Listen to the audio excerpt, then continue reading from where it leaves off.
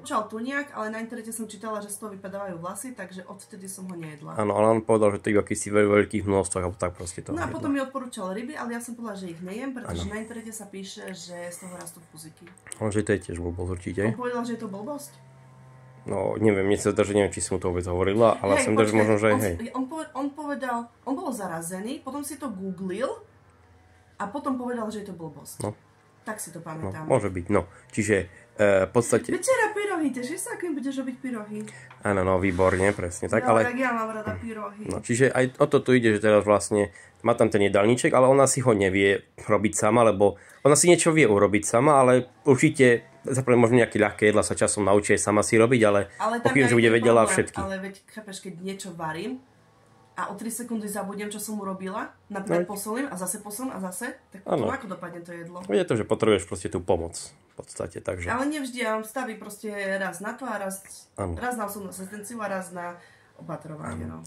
Takže, no ale v podstate základ toho je, že teraz tam má proste raňajky, obed, večeru, v tej knihe podľa toho sa má riadiť, chodí aj na kontroly, nejaké asi 2 týždne a tak ďalej, aby v podstate ju aj kontroloval ten lekár, ako to zvláda, ako to vieme riešiť, ako proste s tým fungujeme. Ešte nám aj hovoril, že aspoň 30 jedal za tie dni, kým prídeme na kontrolu, by si mala urobiť z tej knihy. Takže budeme musieť takto fungovať a uvidíme, ako to pôjde. Tam tuším do tej aplikácie, ohľadom tej aplikácie mi hovorilo, že by som mala dávať aj tú aktivitu, aj koľko vody vypijem a ja hovorím, že takto to už nedám, toto je veľmi náročné pre mňa.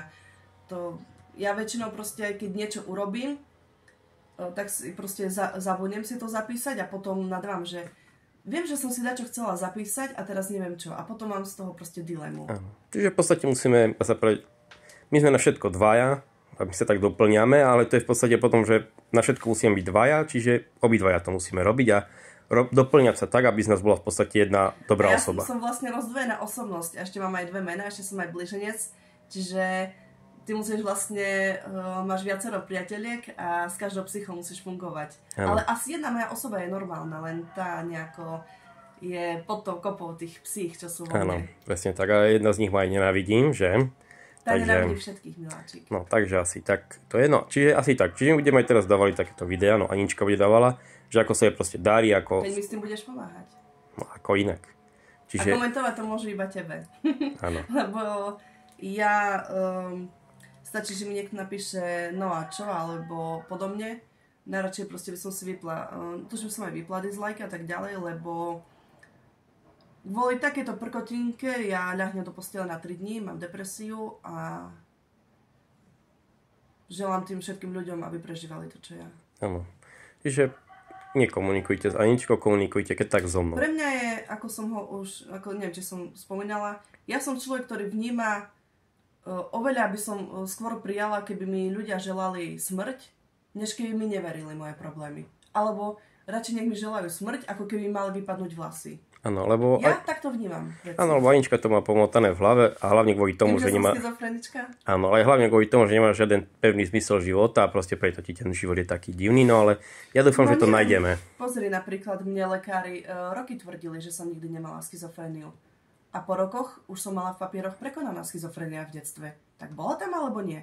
A potom už zrazu tam bola iná schizofrénia. Tak ja nerozumiem. No, tak preto sa láska nemôžeš veľmi spoliahnuť na lekárov, ale musíš si sama riešiť svoj život tak, ako ty chceš. Ja potrebujem vedieť, čo mi je, aby som si aspoň vďaka internetu pomohla, keď už lekári mi nechcú. Láska, lenže ty v podstate vieš, čo ti, jak funguješ a už len s tým, jak funguješ, by si mala sa naučiť narábať.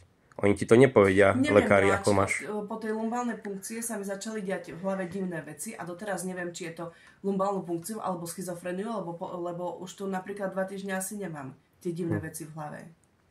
Neviem to aj to. Ani moja neurologička nevedela, či je to schizofreniu alebo lumbálnou punkciou. Dobre, čiže tak, no hlavne sme chceli urobiť to video tomu triadab, že ako to vlastne budeme riešiť a budeme dávať také veci, že ako to proste ide, ako to funguje, ale zatiaľ to vyzerá dosť v pohode. Pre nás, čo Anička veľmi ťažko chudne a má aj tie problémy dosť veľa, tak je to dosť dobrá vec na to, aby sme boli takí korigovaní. No ale zase teraz sme dosť vreti s peniazmi. No veď, áno, ako vždy. No ale tak musíme nejako prežiť. Tak nejak sa to nedá. Mohli by ma uspať do komy. Áno, jasne, ja viem. A to je nelegálne. No ale to je tiež ďalšia vec. Preto evidentne, že nemá žiaden zmysel života, lebo keď ti je zbytočne tu byť a radšej by si to všetko prespala, tak ti treba hľadať zmysel života. Dobre, takže toto je celé video. Keď tak budeme dávať potom ďalšie videá. Môžeme natočiť iné video. Áno, aj to sa dá. My budeme dávať takéto videá, aby v podstate, lebo Anička má 24-hodinovú opateru a ja chcem aj dokázať týmito videami. A preto mám iba čiastočný invalidný. Áno, že vlastne nemá mať opateru, pretože ona má mať asistenciu. Áno, ona má mať asistenciu, lebo ja nerobím za ňu veci, ja jej pomáham s vecami, čiže... No niekedy sa vypnem a musí za mňa robiť veci, ale nemôžu povedať, že mám 24 hodinovú opateru denne, keď takéto stavím a možno raz za týždeň, nie? A ona aj plnokrát sama robí, napríklad minule, áno, dá prať, minule sama si bola reklamáciu topánok, sama dá sa povedať si nakupuje, čo ona potrebuje, sama aj proste napríklad nejaké oblečenie alebo nejaké tie veci ohľadom prania alebo osobnej hygieny. V podstate aj sama.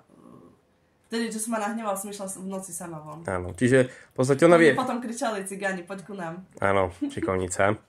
Čiže práve o to ide, že toto je taká jedna vec, že proste Anička má 24 hodinovú opateru, ale ja som si istý, že je to chyba. Takže aj preto nahrávame tieto videá, dá sa povedať, robíme YouTube, aby sa dokázalo, že proste fakt nie Anička ležiaci pacient, o ktorého musím ja robiť všetko, a ona vlastne nerobí nič.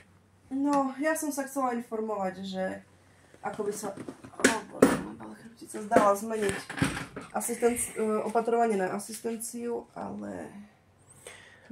sa mi to podarí. Už som sa snažila kontaktovať cez e-mail, ale tam to nejako nefungovalo, takže som potom išla na Gmail, tuším.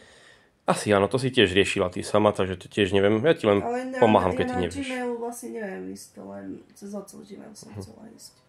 No veď, ja ti viem povedať, ako ísť na Gmail, takže tak, no, takže toto sú videá, určite ich zostriháme, lebo nedáme také dlhé video, 37 minútové, na YouTube, no a keď tak sa môžete niečo pýtať na ten môj Facebook, Luky Mišenčík. Môžeš dať napríklad Nutriadapt 1, Nutriadapt 2. Áno, tak urobíme, áno.